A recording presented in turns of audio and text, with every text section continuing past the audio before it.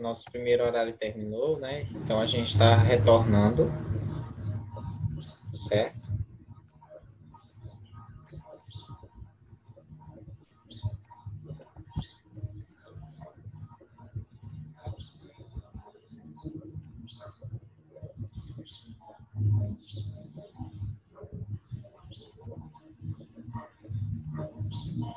Deixa eu ver se está faltando alguém mais aqui.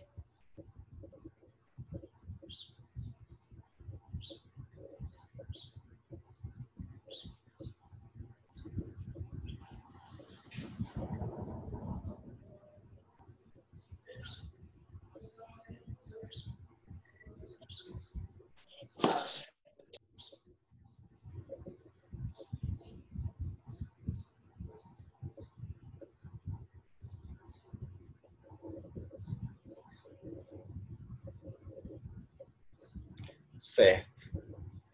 Ah, sim. Alissa.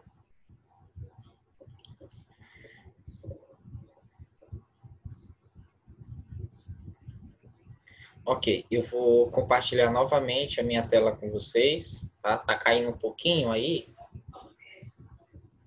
Tá travando para alguém? Pra mim Não. não. Tá. Não, tio, tá normal. Tá normal, né? Para mim eu tô achando que tá travando. Mas vou novamente aqui compartilhar onde a gente estava, né? Falando aqui sobre o processo de mercantilismo.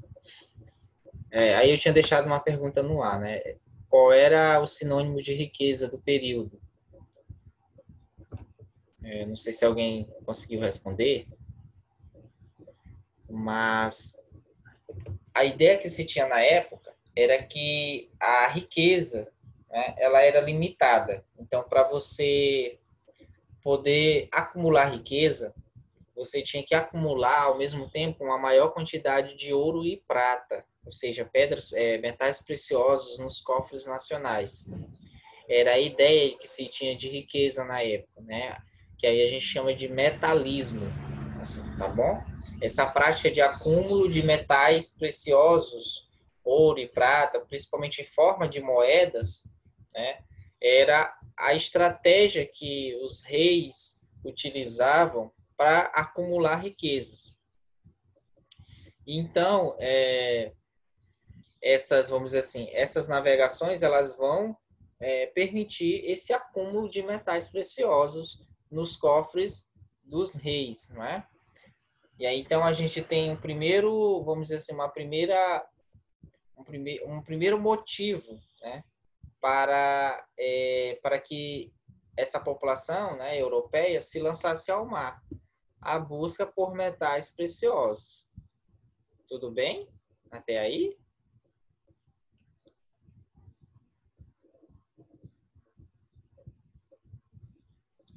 Chegando aqui o pessoal.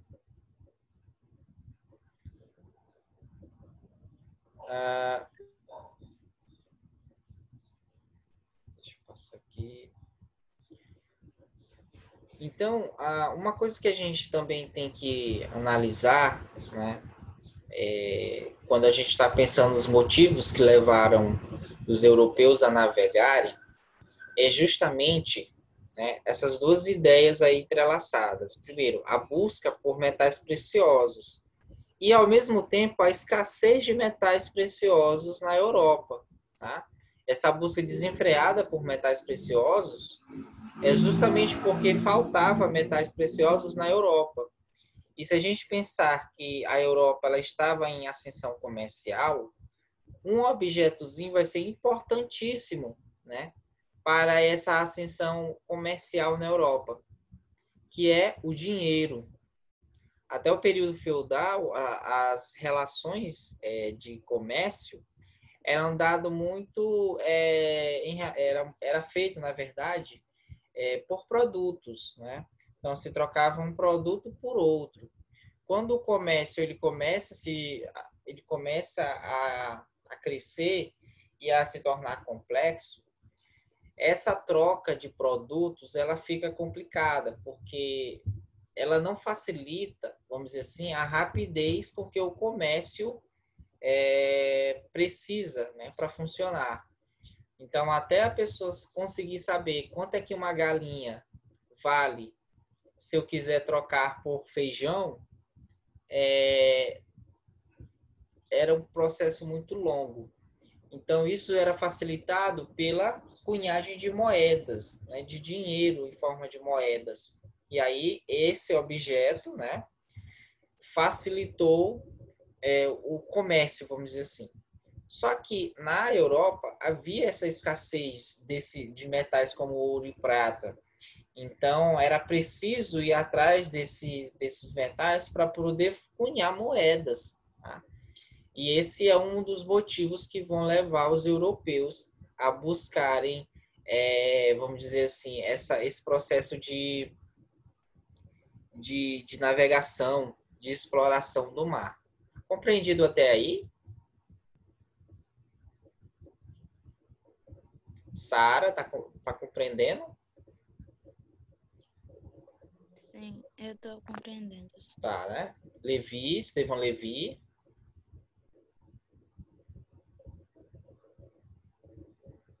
Tudo bem. Nicomedes.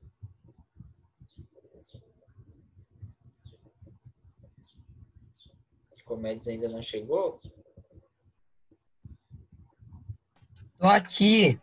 Beleza. Certo. Então, vamos lá. Continuando, né? Então, havia essa escassez de moedas. Então, vamos dizer assim, a exploração marítima, ela vai tentar suprir essa necessidade por moedas, né? Feito de metais preciosos. Havia também, como eu disse, a dependência do próprio mercantilismo às riquezas oriundas do comércio. O mercantilismo, as práticas mercantilistas, elas viviam do comércio. E o comércio se fazia com dinheiro, né? Com metais preciosos. Daí, né, os atores mercantilistas... Marcelo, desliga o seu áudio. Daí, os autores mercantilistas irem em busca desses metais, né? E outra coisa, né? Outro ponto que a gente tem que levar em conta para tentar entender por que os europeus foram ao mar. A necessidade de adquirir produtos que pudessem ser vendidos com grandes lucros, ou seja, com uma grande lucratividade, para que eles mantessem aquele negócio que a gente estudou na aula passada, a balança comercial favorável, tá? Então, uma das necessidades era tentar manter essa balança comercial favorável, certo? Mas fica aquela dúvida, o que é mesmo balança comercial favorável? Alguém ainda lembra?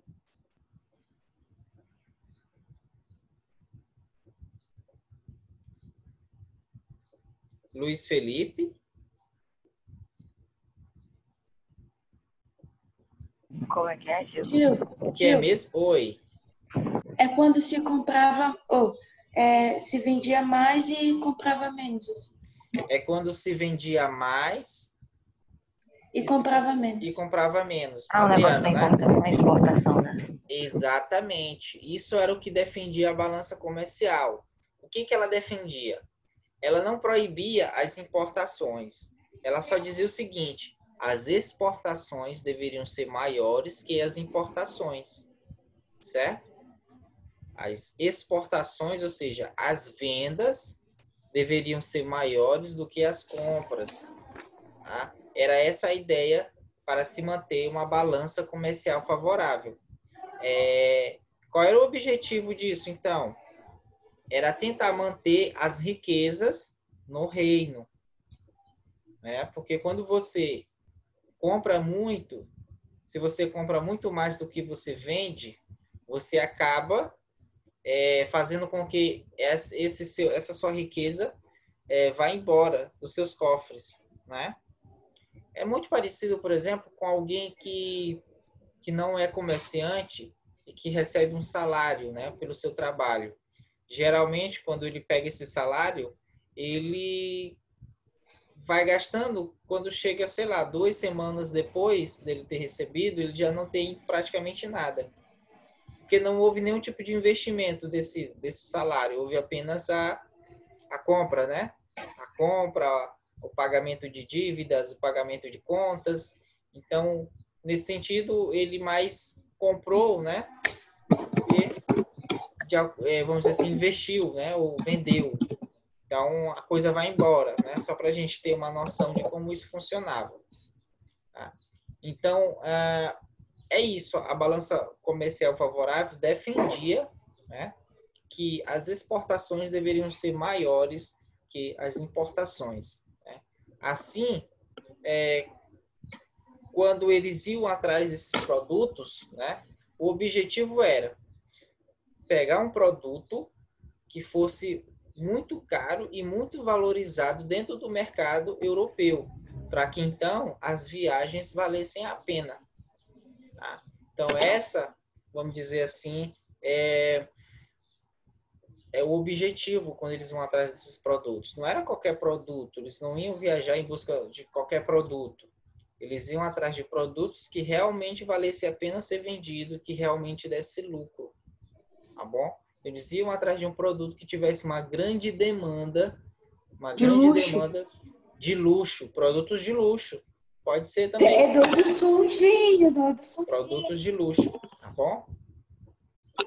Produtos caros, muitas vezes produtos que nem a maioria dos europeus não tinham acesso, apenas as camadas mais privilegiadas, tá certo?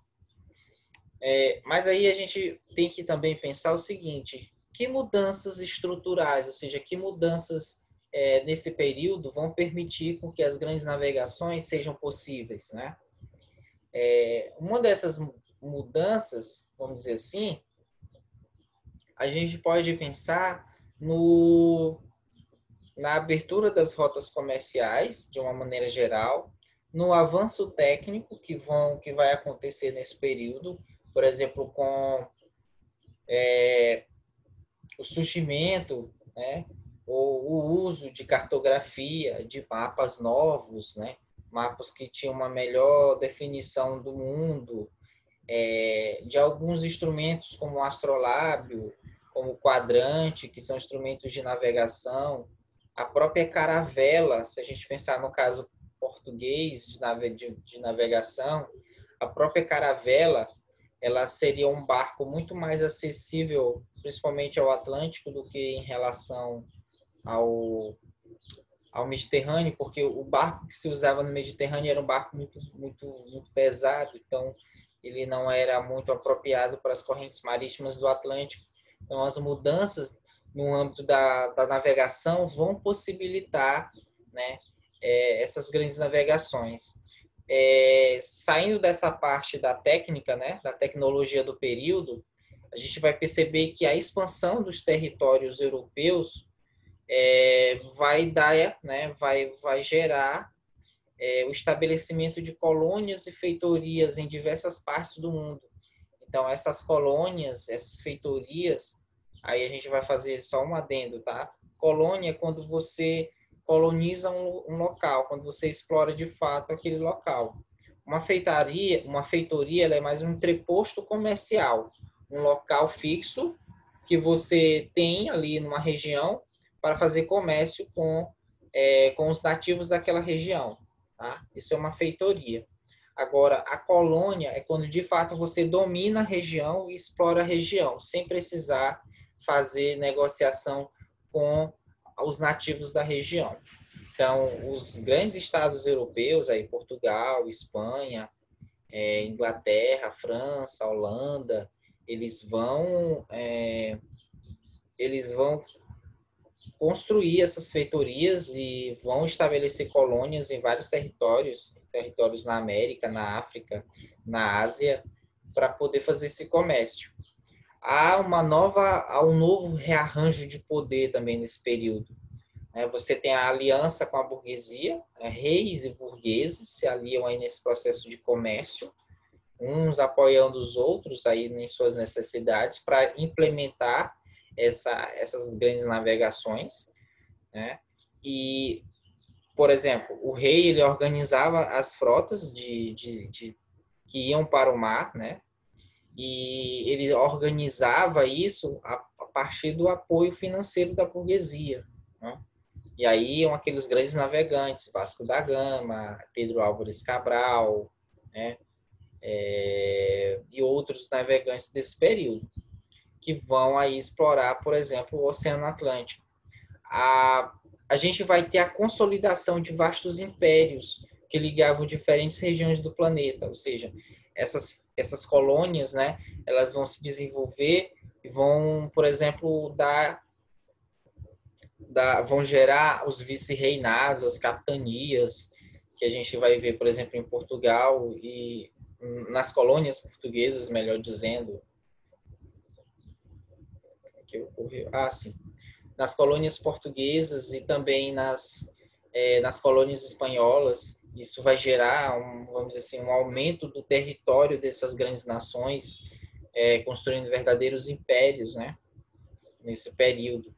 E aí a gente tem um fenômeno que a gente fala muito hoje nas aulas de história, de geografia, de sociologia, mas que talvez tenha começado nesse período moderno, que é o processo de globalização do mundo, né? Já viram falar na palavra globalização? Ela é uma palavra bastante utilizada no nosso tempo, né? Principalmente por conta da comunicação, dos meios de comunicação, dos meios de transporte que são altamente desenvolvidos, não é? Mas esse processo aí de junção do mundo, dos 4 continentes, né? Dos 5 continentes, que como queiram, né? Aí se juntando por meio desses encontros de navegação, da expansão marítima, é aí que talvez comece esse primeiro processo de globalização do mundo, tá bom? Então, nunca o mundo esteve tão conectado até esse momento aí das grandes navegações, tá certo? Então, é um processo novo, um fenômeno novo. Isso vai mudar, vamos dizer assim, as estruturas de todas essas regiões, tá bom? Há mudanças que vão ocorrer de maneira rápida, abrupta, e outras mudanças que vão ocorrer de maneira lenta, paulatina, né? Mas, de qualquer forma, esse processo ele não teve volta, tá bom? Bom, então aqui a gente vai, né, pensar justamente esse processo, né, de mercantilismo e a relação com o rei, né? Então a gente viu que as grandes navegações elas vão implementar, né, esses novos rearranjos políticos, né? Vão fortalecer ainda mais as monarquias absolutistas e vão ainda legitimar as práticas mercantilistas que nós estudamos aqui, tá bom? Vamos agora, deixa eu ver aqui, deixa eu passar aqui.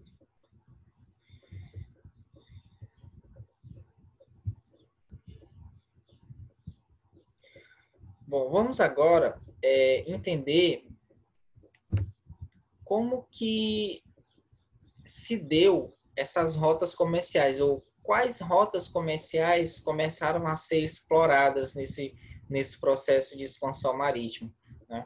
Como a gente viu lá ainda nas aulas presenciais, com as cruzadas, a gente viu que as rotas comerciais pelo Mediterrâneo, elas se abriram, né? Estão lembrados disso?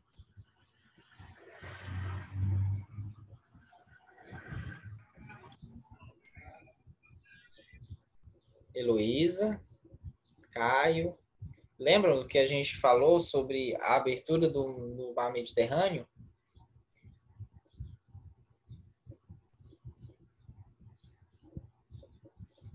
Então, nesse período, a gente vai perceber, né, uma mudança com relação a isso. Eu explico já já.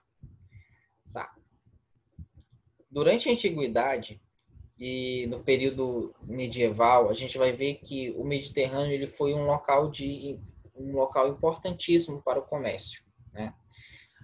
O Mediterrâneo aqui, ele era a via mais rápida para você chegar às Índias, né? que é justamente o nome que os europeus davam a toda aquela região do Extremo Oriente, que corresponde à China, à Índia, né, à região do Japão, Coreia.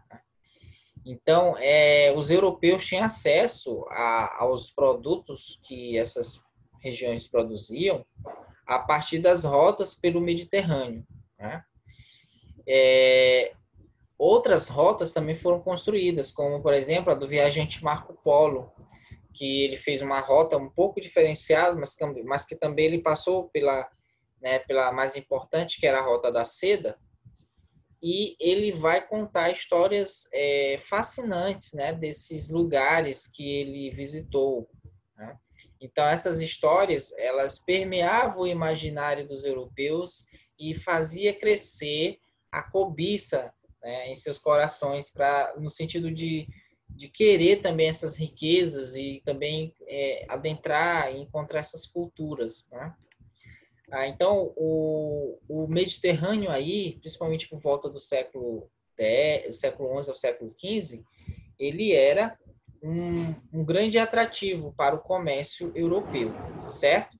Era por meio, por exemplo, do Mediterrâneo que os europeus eles tinham acesso aos artigos de luxo, às especiarias, que eram condimentos, né, utilizados para a conservação de alimentos. Então,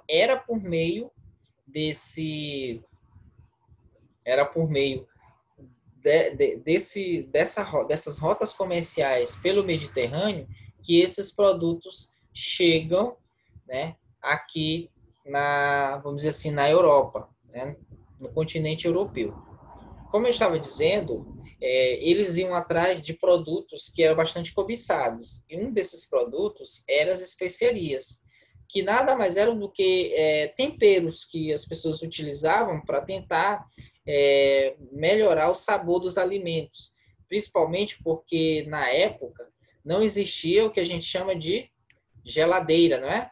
Então, os alimentos eles eram conservados com temperos, com sal, tá bom? Então, era uma forma aqui de conservar esses alimentos. E muitos desses alimentos, inclusive, eles estragavam com muita facilidade, o que necessitava ainda mais esses condimentos.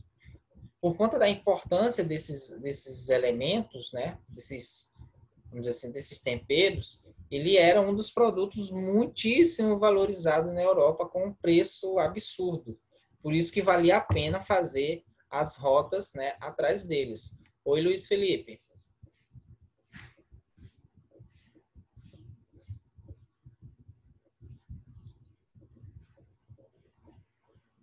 Você queria dizer alguma coisa, Luiz? Não. Pensei que você levantou a mão. Luiz, bem aqui na página 169, página 169, a gente tem um pequeno texto, eu gostaria que você lesse para a gente, sobre essa importância das especiarias. A partir da palavra 30 mil, o termo 30 mil quilômetros. Consegue ver? Sim. Leia para a gente. 30 mil, depois de 30 mil. 30 mil quilômetros, continua. 30 mil quilômetros, fome e terríveis doenças para buscar pimenta, cravo, gengibre e uma pitadinha de Açafrão. açafrão. Pode parecer uma receita salgada demais, mas valia a pena. Lucros de 21.000% esperavam os portugueses que nos séculos XV e XVI se aventuraram a atravessar o mundo em busca de especiarias na Índia. Pimenta e companhia eram produtos de primeira necessidade para disfarçar o gosto da carne salgada ou defumada e às vezes meio podre, porque que os europeus eram obrigados a consumir durante o inverno. É que a falta de pastos os forçava a matar todo o gado no outono e depois não havia como conservar tanto bife. Por isso, quando navios abarrotados de especiarias chegavam, os navegadores eram bem recompensados.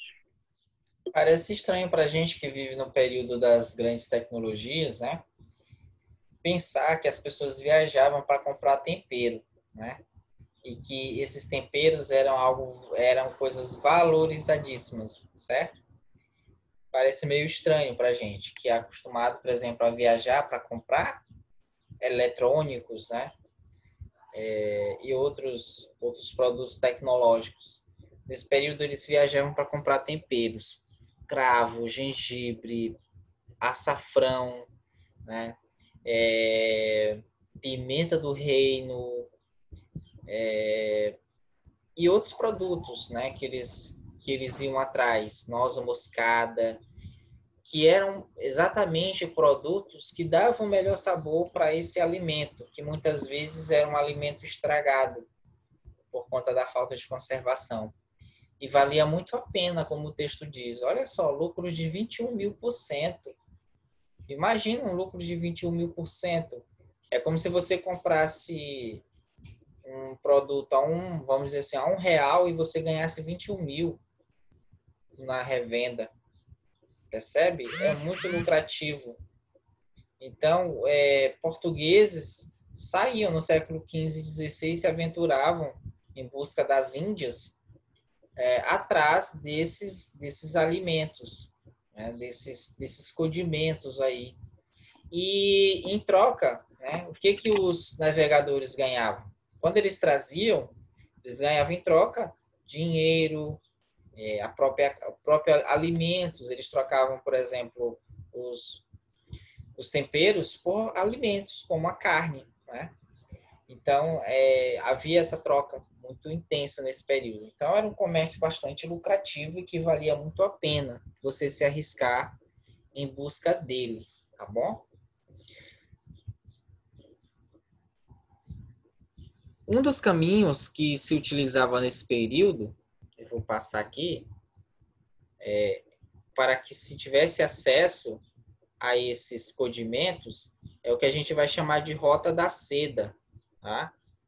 Essa rota... Esse livro aqui. Essa aqui, tá? A rota da seda, ele era um conjunto de caminhos que ligavam as regiões aqui das cidades italianas de Gênova e Veneza até os lugares mais afastados do Extremo Oriente, como Pequim. Então, era por meio dessas rotas aqui de comércio que todos esses produtos passavam. Aqui nesse mapa a gente pode perceber não só a rota da seda, como também a viagem que Marco Polo fez. Perceba que ele seguiu um caminho diferente, né? Ele foi aqui por baixo, aqui pela Índia, e ele fez como mais ou menos uma espécie de curva, né? O caminho que ele fez, tá?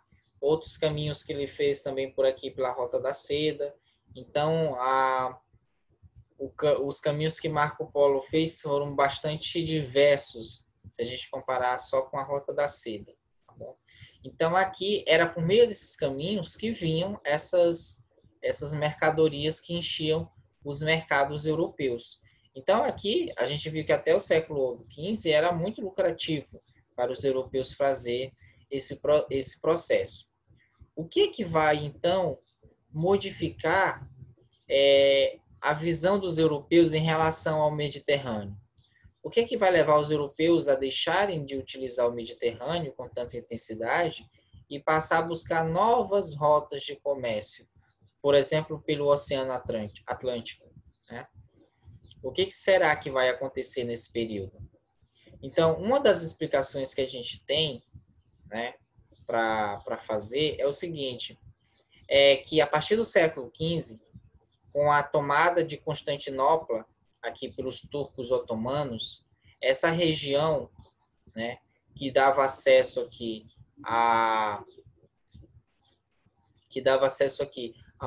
ao Extremo Oriente, ela foi bloqueada. Então, os europeus não tiveram mais acesso a todas as possibilidades que a Rota da Seda permitia. Ou seja, eles não puderam mais atravessar. Então, o comércio aqui feito na Rota da Seda foi feito somente por comerciantes turcos otomanos. E quando eles vinham do Extremo Oriente, eles levavam esses produtos até, né, aqui a parte de Constantinopla e vendia para os comerciantes genoveses e venezianos. E aí esses comerciantes é que tinham a responsabilidade, melhor dizendo, o privilégio de revender essas mercadorias para o restante da Europa. Só que, como eles passaram a ter uma espécie de monopólio comercial sobre esse comércio, né? Eles não tinham acesso à rota em si, mas eles tinham acesso aos produtos e fazia a revenda desses produtos com exclusividade, eles passaram a aumentar o preço dos produtos. Então, muitas vezes, esse produto que os genoveses compravam chegava caríssimo para os portugueses. Então, de certa forma, passou a ser muito oneroso, muito caro para os portugueses, para os espanhóis, comprar esses produtos das cidades genovesas, dos comerciantes genoveses e venezianos, que estava muito salgado, literalmente salgado, né? Muito caro, vamos dizer assim. Então, o que eles vão fazer? Eles vão estudar novas rotas de comércio. Então, a partir de estudos de estudiosos da época, que, por exemplo, diziam que a Terra não era plana, né? E que, na verdade, a Terra era redonda e se poderia chegar às Índias por outras rotas, navegando, fazendo círculo, né, sobre o globo, eles poderiam ter acesso a essas regiões, certo? Sem ter que passar pela Rota da Seda, sem ter que passar por esse caminho bloqueado aqui. Então, o que eles vão fazer, né? Eles vão montar as caravanas de embarcações que vão tentar buscar novas rotas de comércio pelo Atlântico. Oi. A aula acaba 10 horas ou 10h10? A aula acaba 10h10. Então, o que acontece? Com isso, né, o Mediterrâneo ele passa a ser deixado um pouco de lado e passa a se explorar o Atlântico, as rotas comerciais pelo Atlântico, justamente com o objetivo de, vamos dizer assim, de driblar aqui esse bloqueio, né, que se fazia aqui nessa região, tá? Então, vai ser uma das explicações que a gente vai ter para essa mudança aqui de rota marítima dos europeus, deixarem essas rotas aqui pelo Mediterrâneo e buscarem novas rotas pelo Oceano Atlântico. Tudo bem? Tudo. Ok. Então, assim, nessa nossa primeira aula sobre a expansão marítima, a gente vai pensar que a expansão como um processo complexo, né? Mas que, ao mesmo tempo, ele tinha uma finalidade, que era o enriquecimento e a busca por ouro e metais preciosos, né? E é um projeto que ele está pautado principalmente em questões econômicas, mas que também serve como uma questão política, né? Quando a gente vai estudar as grandes navegações, a gente vai ver que não só o ouro vai levar essas pessoas em busca do mar, mas as aventuras, as próprias aventuras, né? As próprias histórias, o desejo de conhecer novos lugares também, né? Levaram esses homens ao mar. A questões militares, por exemplo, de tentar dominar outras regiões e expandir impérios, questões políticas, de tentar fazer com que o seu estado fosse mais forte do que outro estado, tá bom? Então, uma série de ideias. Na próxima aula, a gente vai ver a importância do imaginário para esse período, ou seja, o que os homens pensavam e como esse pensamento dos homens, o seu imaginário, permitia ou proibia essas navegações pelo Atlântico. O que eles pensavam que tinham no Atlântico, por exemplo, né? O que eles achavam que poderiam encontrar nesse mar e nas terras que eles fossem em busca, tá bom? Então, eram questões que a gente vai ver na próxima aula, quando nós falarmos sobre vamos dizer assim, essas navegações, tá bom? Deixa eu passar aqui o livro. A gente tem esse texto aqui, que é o texto do Marco Polo, né? Uma estátua de Marco Polo. Ele está falando aqui sobre as viagens de Marco Polo, tá? E o que Marco Polo encontrou e os rudimentos, né? Que são importantíssimos para a gastronomia, tá bom? Deixa eu só explicar uma coisa. Vai aparecer para vocês nessa semana uma atividade que eu quero que vocês façam individualmente, tá? Dia 29, essa atividade deve estar postada lá no AVA, que é um painel informativo, tá bom? Esse painel, vocês vão pesquisar o seguinte, vão escolher, na verdade, duas especiarias, vai ser feito individualmente, tá bom? Cada um faz o seu. Vocês vão escolher duas especiarias para você poder comentar, para vocês poderem comentar sobre elas. Aí vocês vão montar um painel. Pode ser digitalizado o painel, vocês podem fazer em Word ou PDF. Vocês podem fazer, se tiver acesso, né? Com Chamex, ou com cartolina, com papel 40, da forma que vocês acharem melhor, que tiver disponível, tá bom? E aí quando vocês forem montar o painel, essa atividade, né, o painel informativo, coloquem um cabeçalho, não esqueça o cabeçalho, não esqueçam o título do painel de vocês, em relação às especiarias, não esqueçam o nome popular delas, o nome científico, aí vocês vão ter que ir atrás do nome científico, os usos culinários das especiarias que vocês escolheram, tanto no Brasil como no mundo, os locais de origem dessas especiarias, as principais rotas de comércio por onde elas passavam. Aí precisa também de fotografias ou de desenhos das especiarias, né? Aí dá para achar no Google, tá bom? E aí é só montar o painel bonitinho, né? Da forma como você achar melhor e postar lá no AVA. Também se quiser mostrar aqui, depois de ter postado, né? Mostrar aqui para explicar como você fez a pesquisa, vai ser bastante interessante. Alguma dúvida em relação a isso?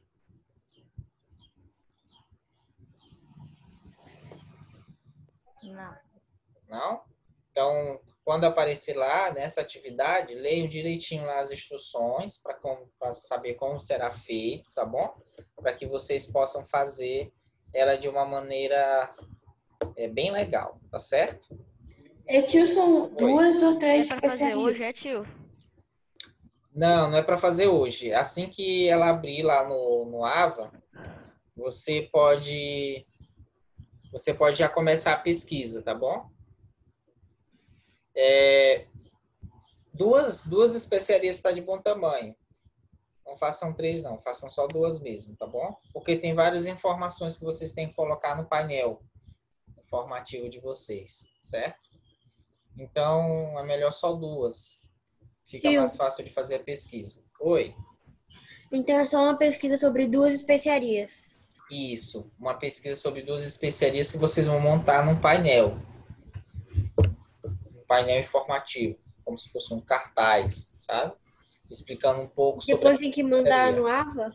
Depois tem que mandar no AVA. Aí, se você quiser, você pode fazer o seguinte, você pode fazer digitalizado, aí é fácil de mandar, né? Mas você pode fazer também ele manualmente, com materiais que tiver na sua casa. Inclusive, se você quiser fazer em papelão, em papel 40, né? A forma que você achar mais legal, mais bonito e os materiais estiverem à sua disposição, você pode fazer, tá bom? Aí é só